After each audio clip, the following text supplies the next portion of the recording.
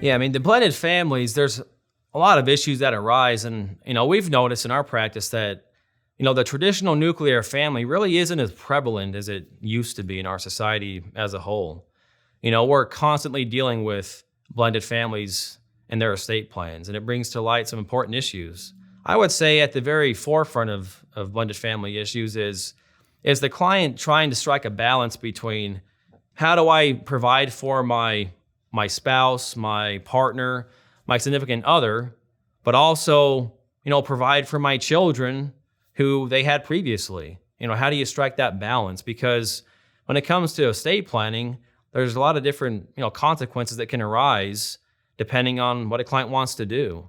And so in our experience, it's trying to help the client understand that if they make these types of decisions, here's how it impacts their spouse or their partner or their significant other, and here's how it might impact their kids or their other loved ones.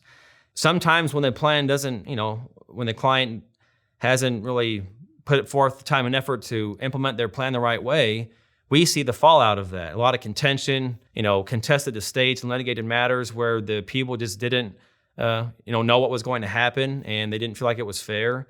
But when you can have these conversations with clients ahead of time and incorporate their wishes into their plan, it helps alleviate a lot of those issues and it helps, minimize the fallout when the client does pass away. So, striking that balance between the second spouse or significant other or partner and the children or the other loved ones of those clients is probably the biggest issue that we see and that we try and help clients with.